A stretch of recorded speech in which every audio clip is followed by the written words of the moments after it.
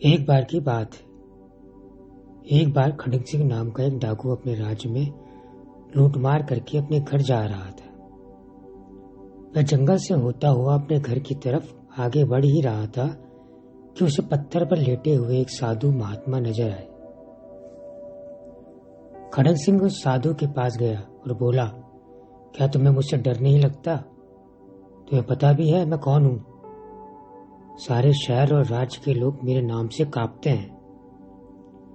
मैं ही वो खड़ग सिंह हूं जिसने हजारों लोगों को मौत के घाट उतार दिया है और मेरे क्रोध से सभी परिचित हैं।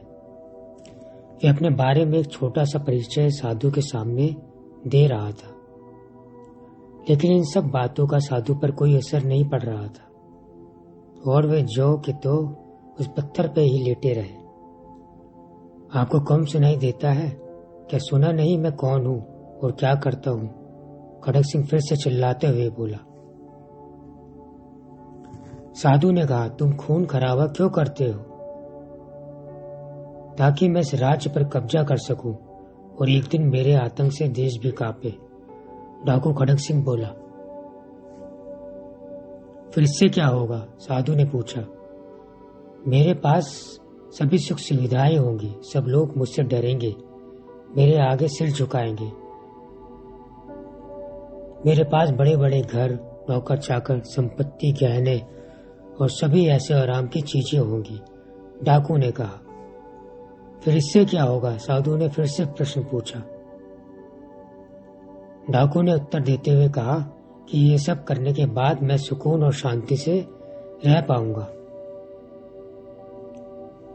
साधु ने जवाब देते हुए कहा, खड़ग सिंह, तुम इतना सब करने के बाद शांति और सुकून से रहोगे, लेकिन मैं तो अभी भी वैसे ही आराम से रह रहा हूँ। अभी भी मैं शांति और सुकून के साथ अपना जीवन यापन कर रहा हूँ। साधु ने पत्थर पर लेटे लेटे ही उत्तर देते हुए कहा और दूसरी करवट लेकर सोने लगे।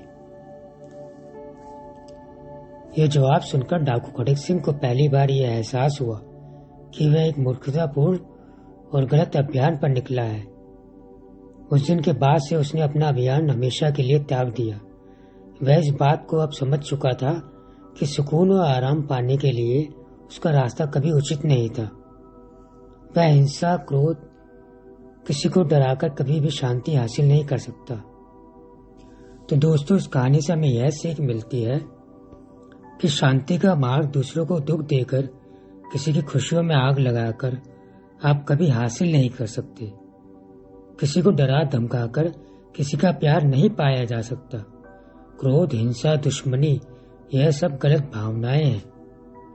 इससे आप कभी सुखी नहीं होंगे और दूसरों को भी हमेशा दुख का सामना करना होगा।